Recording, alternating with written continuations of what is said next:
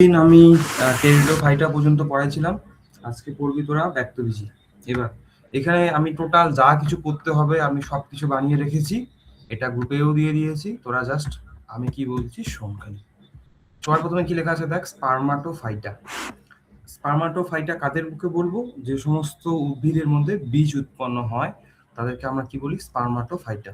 যেমন কাদের কাদের মধ্যে বীজ তৈরি হয়? ব্যক্তবীজি আর গুপ্তবীজিদের মধ্যে। ঠিক আছে, তাহলে আমরা সবার প্রথমে আজকে ব্যক্তবীজি নিয়ে পড়ব। তো ব্যক্তবীজি এখানে ইংরেজিতে বলে জিমনোস্পার্ম। মানে কি? জিমনোস মানে নেকেড, আর স্পার্মা মানে হচ্ছে শীট, মানে এদের বীজটাকে বাইরের থেকেই তুই দেখতে পাবি। ক্লিয়ার? এদের আমাদের যেমন আমের ক্ষেত্রে কি হয়, প্রথমে আমের বীজটা থাকে এবং তাকে ঘিরে আমরা যে ফলটা সেটা থাকে, এটা হচ্ছে গুপ্তবীজি। কিন্তু ব্যক্তবীজির তুই বীজটাকে বাইরে থেকে দেখতে পাবি। এবার কিছু বৈশিষ্ট্য আছে, এই বৈশিষ্ট্য পড়লেই তোর হয়ে যাবে। এক নম্বর কি আছে, উদ্ভিদগুলো কেমন হবে? কাষ্ঠল, মানে এদের মধ্যে কাঠ থাকবে এবং বহু বর্ষজীবী, অনেক বছর বাঁচে। চিরহরিৎ মানে সারা বছরই সবুজ থাকে। এবার এদের প্রধান উদ্ভিদ হচ্ছে রেণুধর প্রকৃতির। এবং একটা ব্যক্তবীজির যদি ছবি দেখাই, এই যে দেখ, এটা হচ্ছে তোর পাইনাসের ছবি। পাইন গাছ না কিন্তু, এটা হচ্ছে পাইনাস। তো পাইনাস এরকম দেখতে হয়, এটা সবুজ পাতা।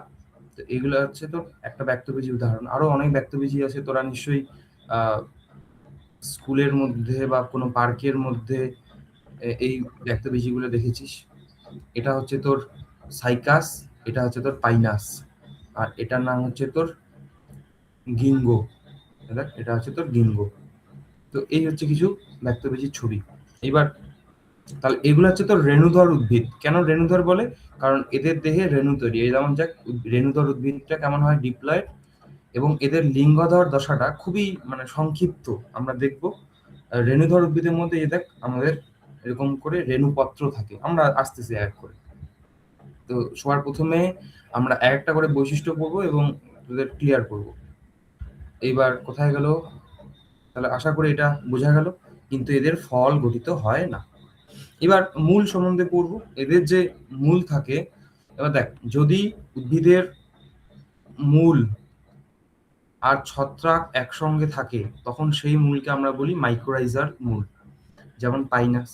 পাইনাসের ক্ষেত্রে কি হয়? ওদের মূলের মধ্যে ছত্রাক বাসা বাঁধে এবং ওই ছত্রাকগুলো মাটি থেকে পুষ্টি রস শোষণ করে পাইনাসের মূলকে দেয়। তার পরিবর্তে সে আবার উদ্ভিদটা থেকে খাবার নেয়, দুইজনেরই লাভ হয়। আবার কিছু কিছু মূলে আমাদের কি হয়? মূলের মধ্যে শৈবাল বাসা বাঁধে। যেমন এই দেখ, এটা হচ্ছে তো সাইকাসের মূল। এবার সাইকাসের মূলের এই কালো যে বর্ডারটা আছে, এই কালো বর্ডারটার মধ্যে আমাদের অ্যানাবিনা, নিশ্চয়ই নাম শুনেছিস। অ্যানাবিনা, তারপর হচ্ছে তোর নস্টক, এই শৈবালগুলো কি হয়? বাসা বাঁধে। এবার তখন মূলটা অনেকটা কোরালের মতো দেখতে। তোরা আগের দিন যেমন নিডারিয়ার ওখানে পড়েছিলি কোরাল, এই মূলটা কোরালের মতো দেখতে হয়। এই মূলকে আমরা কি বলি? কোরালের মূল। কোথায় পাওয়া যায়? সাইকাসে। তোকে মনে রাখতে হবে কোরালের মূল কার মধ্যে পাওয়া যায়, মাইক্রোরাইজার কার মধ্যে পাওয়া যায়। তাহলে একটু প্রথম দুইটা পয়েন্ট দেখ, তিনটা পয়েন্ট দেখ হয়ে গেল। তারপরে এবার আসবো আমরা কাণ্ড সম্বন্ধে। এবার এই উদ্ভিদগুলোর মধ্যে কাণ্ড বা বিটপ দুই ধরনের পাওয়া যায়। কিছু বিটপ হয় লম্বা, এই যেমন দেখ এই গাছটার মধ্যে দেখ, এইগুলো কি লম্বা বিটপ, একদম অনেক বড় বড়। আর কিছু বিটপ হয় ছোট ছোট, যেমন এই গাছটার মধ্যে এটা হচ্ছে তো লম্বা বিটপ, নিচের দিকের ছবিটা এটা। আর ওই লম্বা বিটপের মধ্যেই আমাদের কিছু ছোট ছোট ডোয়ার্ফ, মানে হচ্ছে তোর খর্ব বিটপে জন্ম নেয়। খর্ব বিটপ, বিটপ। এবার এই খর্ব বিটপের মধ্যেই আমাদের তৈরি হয় রেণু পত্র। রেণুপত্র কোনগুলো? আমি দেখাচ্ছি। এই দেখতে পাচ্ছি এই যে ঝুলে আছে যেগুলা, এইগুলো হচ্ছে তো রেণুপত্র। ঠিক আছে, এবার আমরা রেণুপত্র কি সেটা সম্বন্ধে ডিটেলসে পড়বো। তাহলে আশা করি তোদের এই পয়েন্টটা বোঝা গেল। দুই ধরনের শাখা পাওয়া যায়, একটা হচ্ছে দীর্ঘ শাখা আর একটা হচ্ছে খর্ব শাখা। খর্ব শাখার মধ্যে আমাদের কি তৈরি হয়? খর্ব শাখার মধ্যে আমাদের রেণু পত্র থাকে।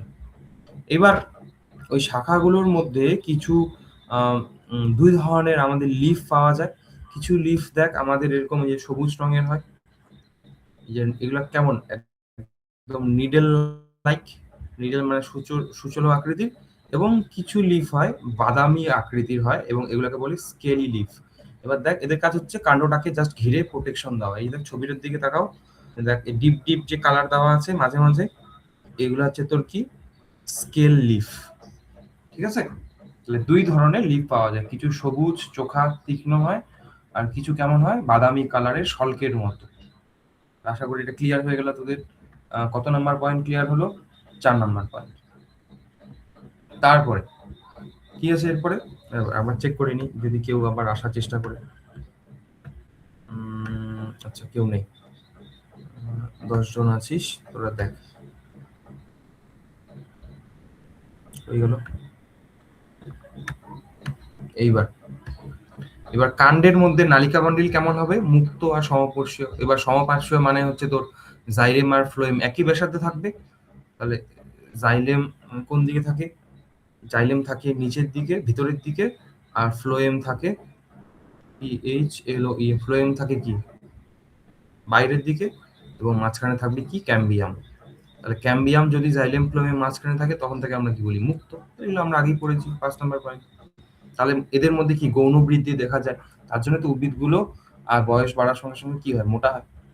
তারপরে এবার এদের মধ্যেও জাইলেম ফ্লোয়েম থাকে, কিন্তু জাইলেমের মধ্যে আবার ট্রাকিয়া থাকে না, আর ফ্লোয়েমের মধ্যে সঙ্গী কোষ থাকে না। তোকে এটা কিন্তু মনে রাখতে হবে। ঠিক টেরিডোফাইটস এর মধ্যেও এটা পাওয়া যায়। তো তারও তো একটা ফোন আসছে।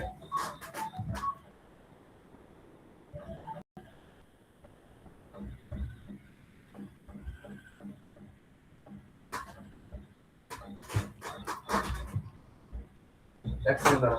ওমা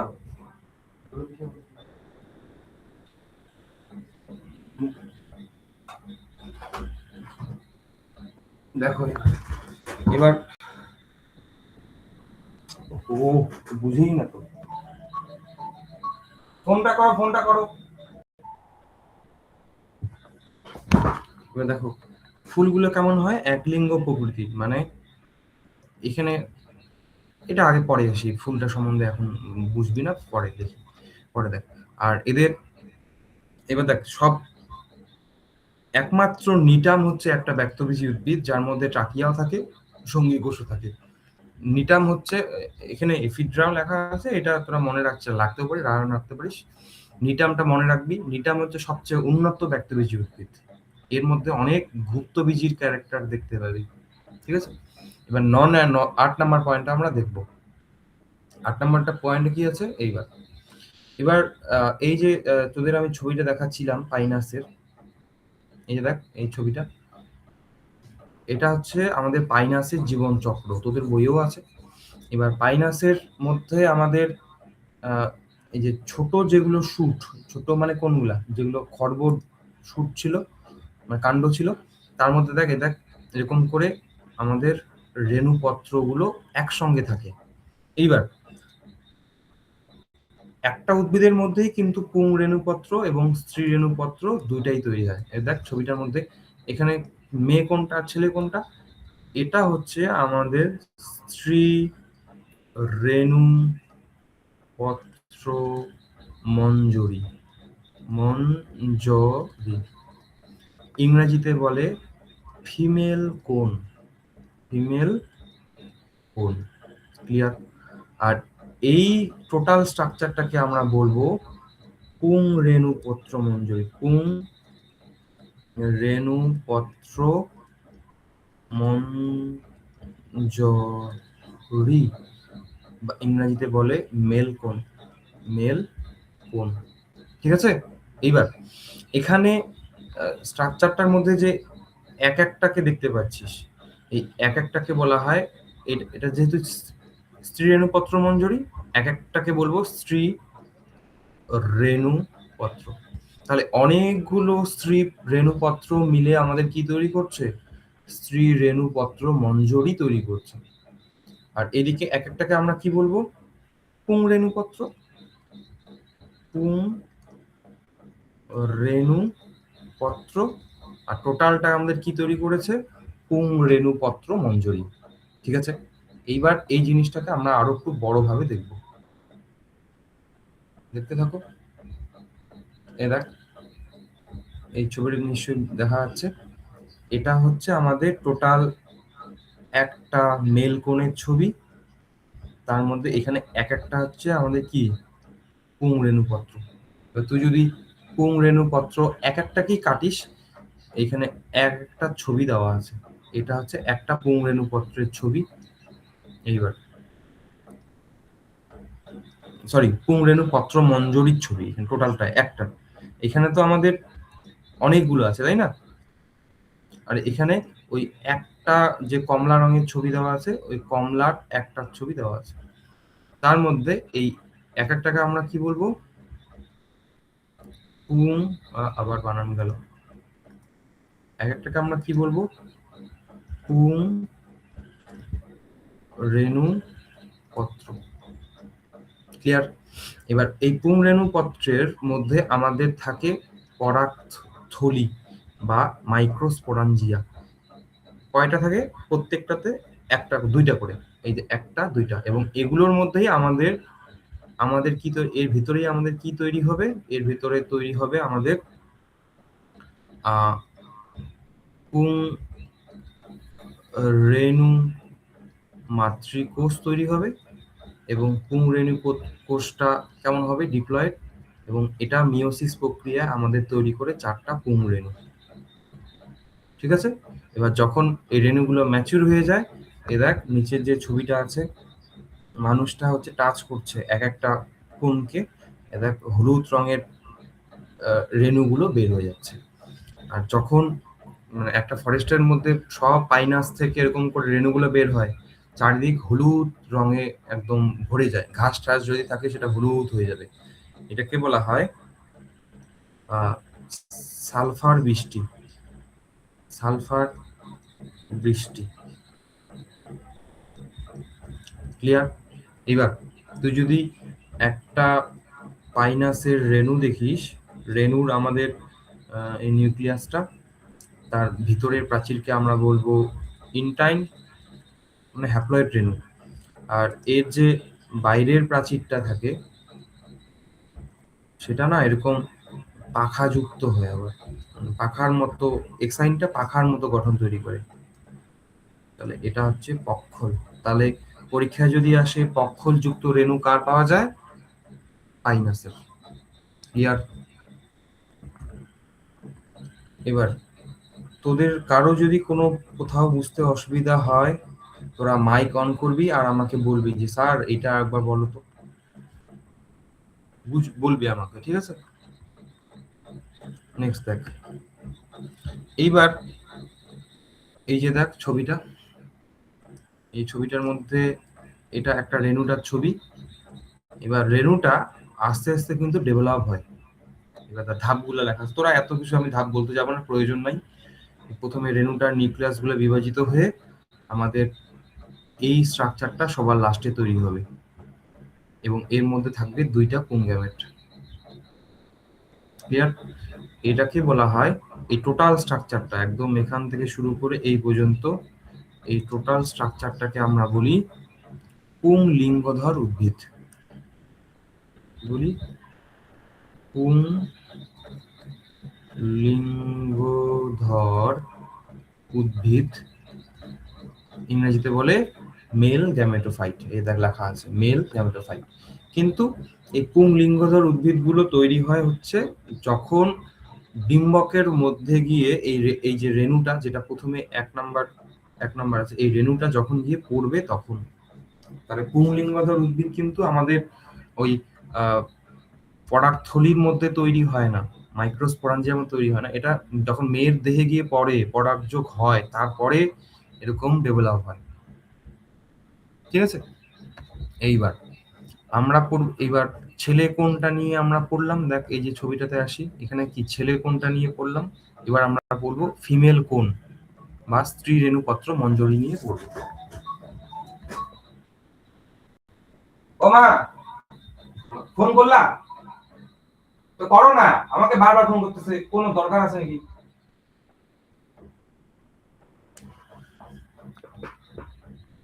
নেক্সট, এবার এই স্ত্রী রেণু পত্র মঞ্জরির মধ্যে আমাদের এক একটাকে আমরা কি বলি, স্ত্রী রেণু পত্র। দেখতে থাকবো এবার। এবার এটা হচ্ছে আমাদের অ্যাকচুয়াল একটা স্ত্রী রেণু পত্র মঞ্জরির ছবি, আর এখানে এক একটাকে আমরা কি বলবো, স্ত্রী রেণু পত্র। ঠিক আছে, তাহলে এখানে ছবিটা দেখ, এখানে এই এক একটা হচ্ছে স্ত্রী রেণু পত্র। এবার একটা স্ত্রী রেণু পত্রের এর মধ্যে আবার বিভিন্ন রকমের আবরণ এগুলো থাকে, এগুলো আমি যাচ্ছি না। এর মধ্যে থাকে আমাদের প্রত্যেকটা স্ত্রী রেণু পত্রের ভিতরে আমাদের এরকম করে ওভিউল থাকে। ওভিউল মানে কি, ডিম্বক।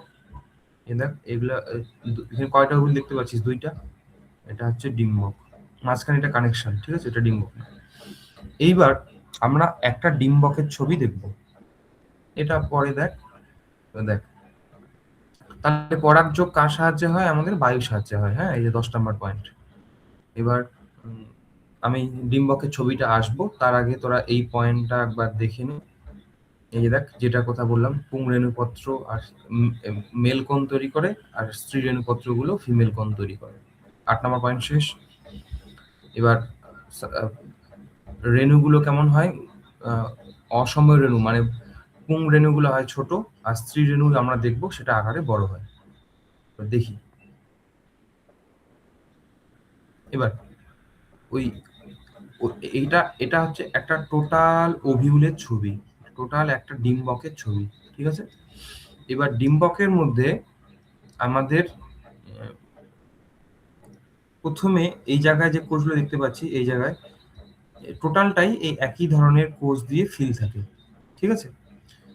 ফিল থাকে, কিন্তু তাদের মধ্যে হঠাৎ করে একটা কোষ আকারে বড় হয়ে যায়, এটাকে আমরা বলবো মেগা স্পোর মাতৃকোষ। মাতৃকোষ একটাই ডেভেলপ হয়, 2n। এবার মেগাস্পোরের হবে আমাদের মিওসিস।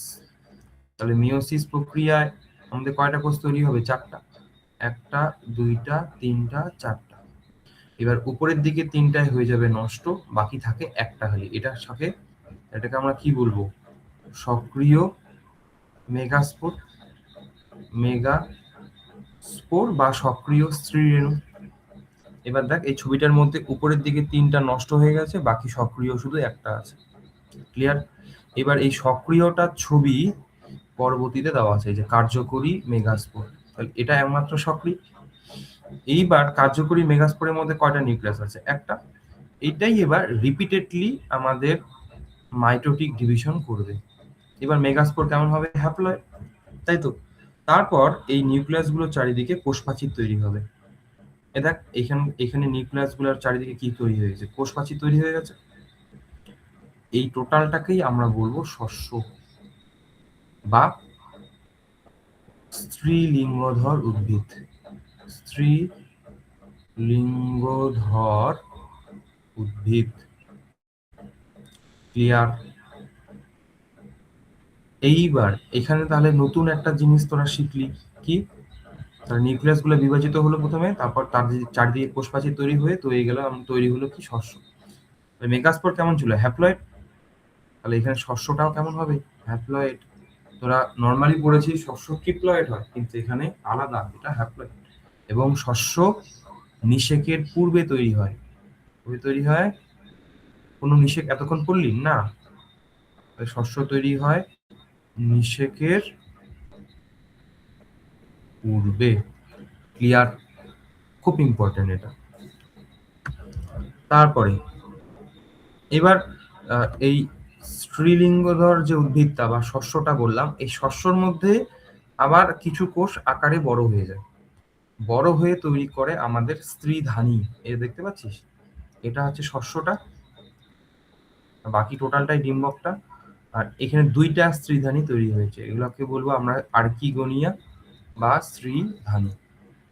এবার স্ত্রীধানীর এবার ওই যে পরাগ রেণুগুলো এসে পড়েছে, পরাগ রেণুগুলো এরকম করে পরাগ নালী সৃষ্টি করেছে, এবং পরাগ রেণুর মধ্যে কি ছিল, গ্যামেট ছিল। এইবার ওই যে স্ত্রীধানী অনেকগুলো সৃষ্টি হয়, এখানে 2টা ছবি দেওয়া আছে, 4-5টা তৈরি হয়, কিন্তু তাদের মধ্যে একটাই ফাইনালি গিয়ে ম্যাচিউর হয়। তার একটা ডিম্বকে তুই একটাই স্ত্রীধানী পাবি আলটিমেটলি। এবং স্ত্রীধানীর এখানে একটা স্ত্রীধানীর ছবি দেওয়া আছে, একটা স্ত্রীধানীর ছবি এখানে দেওয়া। এবার স্ত্রীধানীর মধ্যে কি থাকে, আমাদের ডিম্বাণু বা এগ থাকে। এবার ওই যে মেল গ্যামেট গুলো আছে, মেল গ্যামেট গুলো কার সঙ্গে নিষিক্ত হবে? আমাদের এগের সঙ্গে নিষিক্ত হবে। তাহলে এটাই হবে কি? তারপর তাহলে এবার নিষেক হওয়ার পর আমাদের তৈরি হবে কি? জাইগোট। জাইগোটটা থেকে আস্তে আস্তে তৈরি হবে ভ্রূণ, এবং ভ্রূণ থেকে আবার একটা রেণুধর রেণুধর উদ্ভিদ সৃষ্টি হবে। বুঝা গেল? এইবার দেখ, তাহলে এই যে আমি তোদের ছবিটা দেখাচ্ছি, এই জীবন চক্রটা, দেখ, এই যে দেখ, এই এখানে আমাদের এই যে রেণুগুলো গিয়ে পড়লো এখানে, তারপর আস্তে আস্তে আমাদের মেগাস্পোরটা একটা সক্রিয় থাকছে, আমি জুম করি, দেখ সক্রিয় কোনটা আছে? একটা, বাকি তিনটা হয়ে গেছে নষ্ট। তারপর এই যে তারপর ওই শস্যের মধ্যেই আবার স্ত্রীধানীর সৃষ্টি হচ্ছে, দুইটা স্ত্রীধানীর ছবি দেওয়া আছে। তারপর স্ত্রীধানীর মধ্যে আমি বললাম একটা সার্ভাইভ করে, বাকি একটা নষ্ট হয়ে যায়। তারপর এই যে শুক্রাণুগুলো গিয়ে ডিম্বাণুর সঙ্গে যুক্ত হয়, তৈরি হয় নিষেক হয়ে গেল, ফার্টিলাইজেশন। তারপর তৈরি হয় এই যে ভ্রূণ। এবার এখানে দুইটা বীজের ছবি দেওয়া আছে, হ্যাঁ, এই একটা বীজ, এটা একটা বীজ। এবার একটা বীজ থেকে আমাদের প্রথমে অপরিণত রেণুধর এবং পরবর্তীতে পরিণত রেণুধরের সৃষ্টি হয়। এভাবে চলতেই থাকে প্রক্রিয়াটা।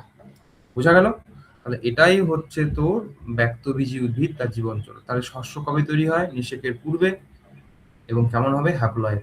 আর ডিম্বকটা কিসে পরিণত হবে? বীজে পরিণত হবে। এবার কোরালয়েড মূল কি আমরা করলাম। ব্যক্তবীজী উদ্ভিদগুলোর পাতাগুলো কেমন হচ্ছে দেখ, সুচলো, এবং পাতায় পুরো পুরো কিউটিকল থাকে, মোমের আস্তরণ, অন্তরন্দ ভেতরের দিকে থাকে, যাতে বাষ্পমোচন কম হয়। তাহলে এই ছিল ব্যক্তবীজী, এবং ব্যক্তবীজীর তিনটা ভাগ। সাইকোডোপসিডা, এর মধ্যে পড়বে সাইকাস, এদের পুং রেণুর মধ্যে অসংখ্য ফ্ল্যাজেলা থাকে।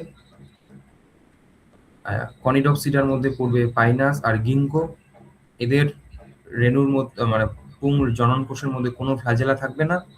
আর রেণু কেমন হয়? পাখাযুক্ত, এরকম পাখাযুক্ত থাকে। নিটাম হচ্ছে উন্নত একটা ব্যক্তবীজী, যার মধ্যে কি থাকে? আমাদের ট্রাকিয়া থাকে, হ্যাঁ ট্রাকিয়া থাকে, আর সঙ্গী কোষও থাকে। তাহলে এই ছিল তোদের ব্যক্তবীজী। তোকে এতটুকু করতে হবে, এখানে যতটুকু লেখা আছে ততটুকুই। আমি এখানে মেইন ক্যারেক্টারগুলো লিখে দিয়েছি, বাকি এক্সট্রা যাস না তোর। এবার আমার এই পড়াটা দেখবি, ভিডিওটাও রেকর্ডিং হবে, ইউটিউবে দেওয়া থাকবে। তো তুই যদি কিছু আবার বুঝতে চাস দিয়ে দিব, তোরা যদি চাস আমি এই লেখাযুক্ত সবকিছু দিব, আমি দিতেই পারি, কোনো সমস্যা নেই। তোর কাজ শুধু এতটুকু পড়া, এর বাইরে কিছু আসবে না। এবার গুপ্তবীজী উদ্ভিদ। গুপ্তবীজী মানে আমি বলেই দিলাম, যাদের বীজটা কি ফল দ্বারা ঢাকা থাকবে, এবং ফল কোন অংশটা ফলে পরিণত হয়? ডিম্বাশয়টা। এবার আমাদের তোরা ক্লাস 10-এ দ্বিনিষেক করেছিস, ওটাই লেখা পাবি। এখানে শস্য নিষেকের পদ তৈরি হয় কি? দুইটা নির্ণিত নিউক্লিয়াস আর একটা পুং গ্যামেট মিলে তৈরি হয় কি? শস্য তৈরি হয়। আর শস্য কেমন হয়? ট্রিপ্লয়েড। এটাই। এখানে দ্বিনিষেকেরই ছবি দেওয়া আছে, আমি বোঝাতে যাব না, তোরা 10-এ অলরেডি পড়েছিস, সেটাই। আর গুপ্তবীজীকে দুইটা ভাগে ভাগ করা হয়, যদি একটা বীজপত্র থাকে একবীজপত্রী, দুইটা বীজপত্র থাকলে দ্বিবীজপত্রী।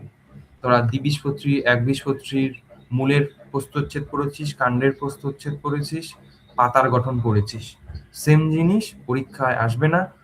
তোরা যদি ইচ্ছা করে তোরা বই থেকে জাস্ট একবার রিডিং করে নিস। কি রিডিং করবি? একবীজপত্রী ও দ্বিবীজপত্রীর পার্থক্য। আমি তোদের মূল কাণ্ড পাতা পড়াইছি, তাই আমি পড়াতে যাচ্ছি না।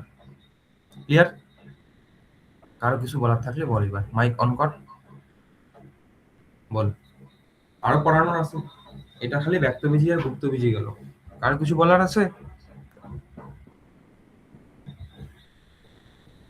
লজ্জা পাইস না, এই বোঝা যাচ্ছে রে পড়াগুলা।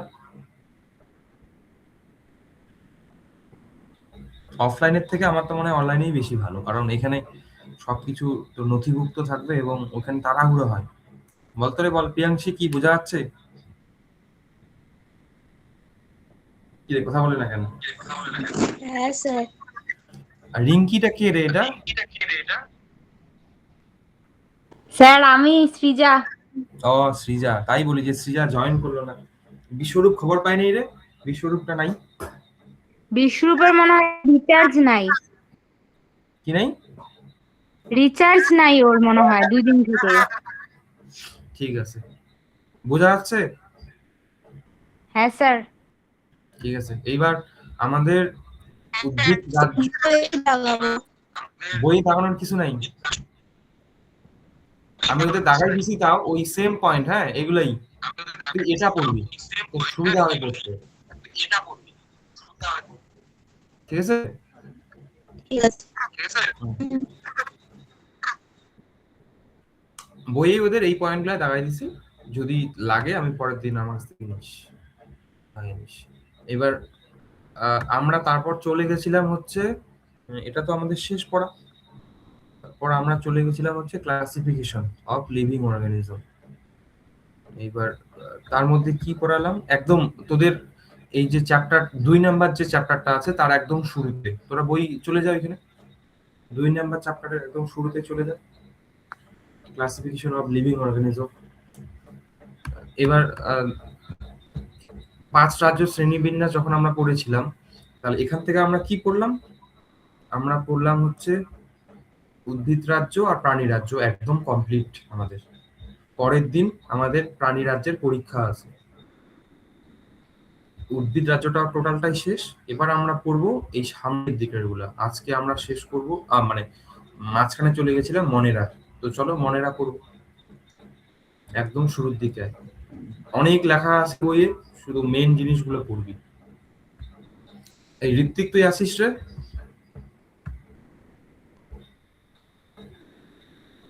এই ছেলেটা জয়েন করছে আবার চলে গেছে, 1 নম্বরের একটা খাতি হচ্ছে।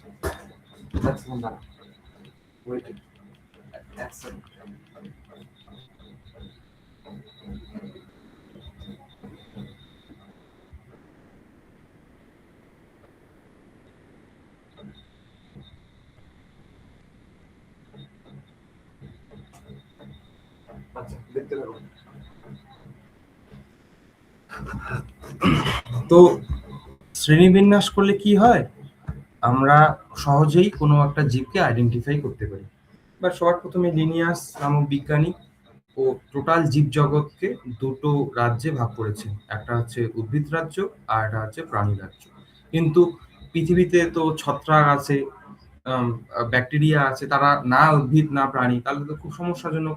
তার জন্য পরবর্তীতে অন্য বিজ্ঞানী এসে আর্নেস্ট হেকেল আমাদের আর একটা নতুন রাজ্য অ্যাড করেছে, তার নাম হচ্ছে প্রোটিস্টা।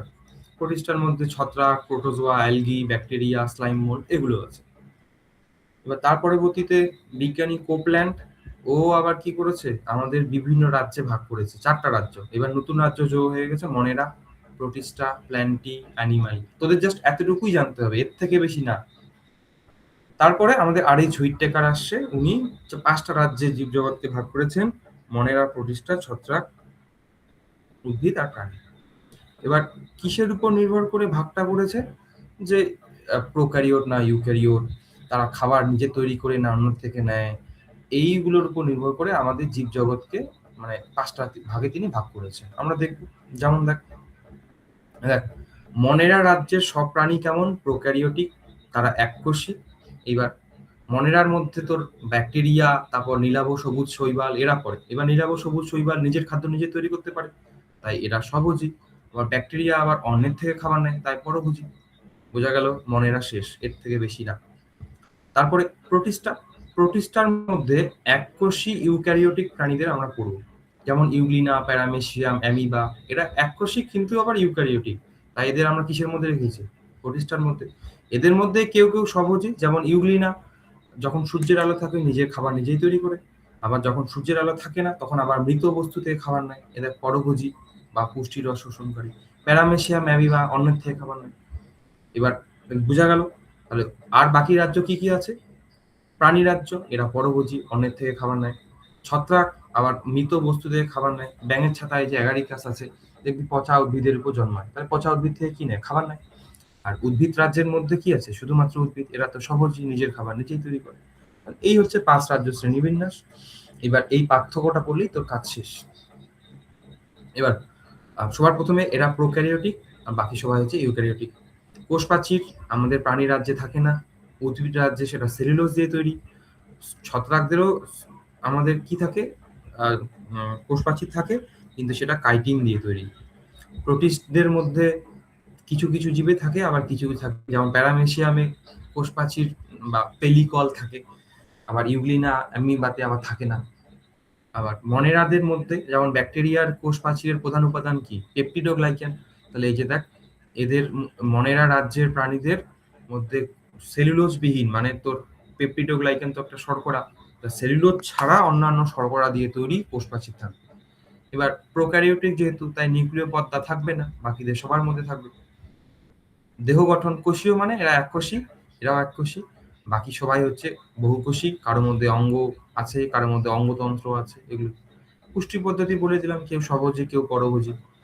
হলোজোয়িক মানে যারা, হলোজোয়িক পুষ্টির 4টা ধাপ 5টা ধাপ, প্রথমে খাদ্য গ্রহণ করে, তারপর পরিপাক করে, তারপর শোষণ করে, তারপর আত্তীকরণ করে, তারপর যেটা প্রয়োজন নাই নিষ্কাশন করে দেয় পায়খানার মাধ্যমে। বোঝা গেল? এই হচ্ছে আমাদের তার মৃতজীবী, মানে যখন মৃত বস্তু থেকে খাবার নিবে। তাহলে তুই 5 রাজ্য শ্রেণীবিন্যাস থেকে এই জিনিসটা, এই পার্থক্যটা করলেই তোর হয়ে যাবে। সবার বইয়ে পার্থক্যটা আছে, তুই আমি গ্রুপেও দিয়ে দিছি। শুধু ভালো করে মনে রাখিস কে প্রোক্যারিওটিক, কে ইউক্যারিওটিক, কার কোষ প্রাচীর কি দিয়ে তৈরি, এতটুকু। এইবার তাহলে 5 রাজ্য শ্রেণীবিন্যাস আমরা করলাম। এইবার আরেকজন বিজ্ঞানী, ওর নাম হচ্ছে কার্লুস, তিনি জীবজগৎকে 3টা ডোমেইনে ভাগ করেছেন। Domain archaea, domain bacteria, domain eukarya. ইউক্যারিয়ার মধ্যে আমাদের ইউক্যারিওটসরা পড়ে, আর ডোমেন ব্যাকটেরিয়ার মধ্যে ব্যাকটেরিয়া, আর আর্কির মধ্যে কে পড়ে আমরা দেখব। আর্কিটা কি জিনিস আবার। এবার দেখ, এই দেখ, এরা কিন্তু সবাই আমাদের কোথায় পড়ছে, মানে এই ডোমেইন আমরা তো পড়লাম, ডোমেন আর কি নিয়ে পড়বো। এরা কিন্তু আবার মনেরা 5 রাজ্য শ্রেণীবিন্যাস অনুসারে আবার মনেরা রাজ্যের মধ্যে আমাদের আর্কি ব্যাকটেরিয়া পড়ে। তো সবার প্রথমে আমরা দেখবো আর্কি ব্যাকটেরিয়া। তাহলে মনেরা রাজ্যে সব প্রাণী কেমন হয়? প্রোক্যারিওটস। দেখ কেমন হবে? প্রোক্যারিওটিক। কিন্তু এদের কোষ প্রাচীরে পেপটিডোগ্লাইকান থাকে না, তার জায়গায় কি থাকে? অন্য কোনো শর্করা বা প্রোটিন। কোনো শর্করা নির্দিষ্ট কোনো নাম নেই। এবার এবার আমাদের মেইনলি ব্যাকটেরিয়াদের কোষ প্রাচীরে যে লিপিড থাকে, লিপিডের এটা যে গোলটা আঁকলাম, এটা হচ্ছে হেডটা, এটা হচ্ছে কি হেড, গ্লিসারল, আর এটা হচ্ছে ফ্যাটি অ্যাসিড লেজগুলা। এবার মেইনলি আমাদের লিপিডের মধ্যে গ্লিসারল আর ফ্যাটি অ্যাসিড লেজের মধ্যে আমাদের যে বন্ধনী দেখতে পাই, সেটাকে আমরা বলি এস্টার বন্ধনী। তাহলে এখানে তুই কি বন্ধনী পাবি? এস্টার বন্ধনী। এই যে এটা হচ্ছে এস্টার বন্ধনী। বাট তুই যে আর্কি ব্যাকটেরিয়ার কোষ প্রাচীরের মধ্যে ইথার লিঙ্কেজ পাবি লিপিড আর তোর অ্যালকোহলের মধ্যে। দেখ এটা হচ্ছে তোর কি, এটা হচ্ছে তোর কি ইথার লিঙ্কেজ, এবং ইথার লিঙ্কেজ অনেক শক্তিশালী হয়। তার জন্য এরা অনেক, মানে কঠিন পরিবেশও বেঁচে থাকতে পারে। কেমন করে, কি কি কঠিন পরিবেশ? দেখ, যেমন দেখ আর্কি ব্যাকটেরিয়ার বিভিন্ন ভাগ আছে। মিথানোজেন, এরা হচ্ছে মিথেন উৎপাদনকারী ব্যাকটেরিয়া। এরা সাধারণত গরুর পেটে, যেমন গোবরের মধ্যে তুই মিথেনোজেনিক ব্যাকটেরিয়া যেমন মিথেনোকক্কাস এগুলা পাবি। জাস্ট এতটুকুই। হ্যালোফিলস, মানে এরা তীব্র লবণের মধ্যেও, মনে কর একটা জায়গায় লবণের গাঢ়ত্ব অনেক বেশি, সেখানে নর্মাল ব্যাকটেরিয়া বেঁচে থাকতে পারবে না, কিন্তু হ্যালোফিলস পারবে। থার্মো অ্যাসিডোফিলস, এরা কি, এরা তীব্র তাপমাত্রা, মানে মনে কর 110 ডিগ্রি সেলসিয়াস তাপমাত্রা, আবার তীব্র অ্যাসিড পিএইচ মনে কর 2, এখানেও ওরা বসবাস করতে পারে। তো তাদেরকে আমরা কি বলবো? থার্মো অ্যাসিডোফিল। এবার হাইপার থার্মোফিলস কি, এরা হচ্ছে তীব্র তাপমাত্রায় বসবাস, মনে কর 100 ডিগ্রি সেলসিয়াস, যেখানে জল ফুটতে শুরু করে সেখানেও বেঁচে থাকছে। কিসের জন্য? এই ইথার লিঙ্কেজটার জন্য। এটার জন্যই কোষ পর্দা সহজে ভেঙে যায় না। তাহলে এটাই হচ্ছে ডোমেইন আর্কি বা আর্কি ব্যাকটেরিয়া। এতটুকু বললেই হয়ে গেল। এইবার তাহলে দেখ, এই ছকটার মধ্যে এই সবগুলোই হয়ে গেল পড়া তোদের, হ্যাঁ কি না বল? হয়েছে। এবার আমরা করব domain eukarya, sorry eubacteria. ইউ ব্যাকটেরিয়ার মধ্যে সবার প্রথমে কি আছে? ব্যাকটেরিয়া। দেখো ব্যাকটেরিয়া। এবার এই হচ্ছে ব্যাকটেরিয়া শ্রেণী। এবার তোরা এটা কোষ চ্যাপ্টারও পড়েছিস, সেম জিনিস। তো সবার প্রথমে ব্যাকটেরিয়ার থাকে একটা কোষ পর্দা, এই আঁকলাম। এবার কোষ পর্দার বাইরে থাকে আমাদের ব্যাকটেরিয়ার কোষ প্রাচীর। মনে কর এটা হচ্ছে কোষ প্রাচীরটা ব্যাকটেরিয়াটার। তাহলে এটাকে কোষ প্রাচীর, কিন্তু তোকে মনে রাখতে হবে কোষ প্রাচীর কি দিয়ে তৈরি? পেপটিডোগ্লাইক্যান, পেপটিডোগ্লাইক্যান দিয়ে তৈরি। এবার কোষ প্রাচীরের বাইরে আবার একটা স্তর থাকে যাকে আমরা কি বলি? স্লাইম স্তর। তাহলে এটা কি?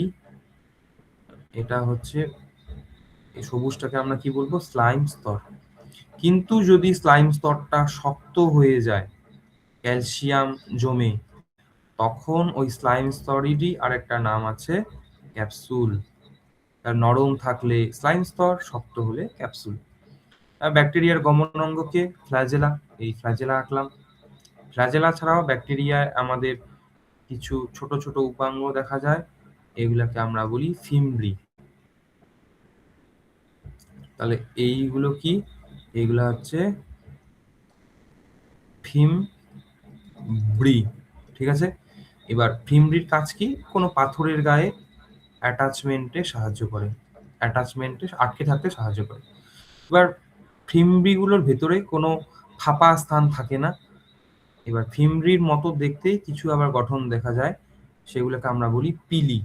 তাহলে এইগুলোর ভেতরটা কিন্তু ফাঁপা থাকে, এটাকে আমরা কি বলবো? পিলি। পিলি বা সেক্স পিলি বলতে পারি। এর সাহায্যে কি করে? ব্যাকটেরিয়া তার প্লাজমিডটাকে ট্রান্সফার করে অন্য জায়গায়। আমরা পড়বো পিলির কাজ, দেখবো। এবার পিলির কাজ হচ্ছে কনজুগেশন। কি কনজুগেশন পড়বো? কনজুগেশন। এবার ব্যাকটেরিয়ার নিজস্ব জেনেটিক ম্যাটেরিয়াল থাকে, এই জেনেটিক ম্যাটেরিয়ালটার নাম হচ্ছে নিউক্লিওয়েড। এছাড়াও কিছু ক্ষুদ্র চক্রাকার দ্বিতন্ত্রী ডিএনএ থাকে, এগুলাকে বলি আমরা কি? প্লাজমিড। প্লাজমিক অ্যান্টিবায়োটিক রেজিস্ট্যান্স জিন বহন করে। কিভাবে কাজ করে ক্লাস 12-এ, এখন জাস্ট এতটুকুই। প্লাজমিডের কাজ কি? অ্যান্টিবায়োটিক রেজিস্ট্যান্স প্রোভাইড করা সেই ব্যাকটেরিয়াটাকে। আর ব্যাকটেরিয়ার মধ্যে আমাদের কি থাকে? রাইবোজোম থাকে। এই রাইবোজোমগুলো সাধারণত কোষ পর্দার সঙ্গেই আটকে থাকে। রাইবোজোম কেমন হয়? 70S। সঞ্চিত খাদ্যবস্তু থাকে, ভেসিকল থাকে।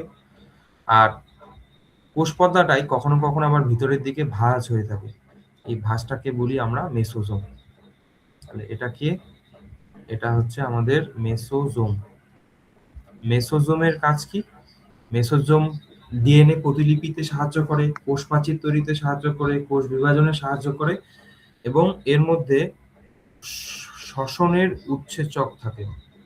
শ্বসনের এনজাইম বা উৎসেচক। শ্বসন বলতে গ্লাইকোলাইসিস, ক্রেবস চক্র, ওগুলো চালানোর জন্য যে উৎসেচকগুলো প্রয়োজন সেগুলো থাকে।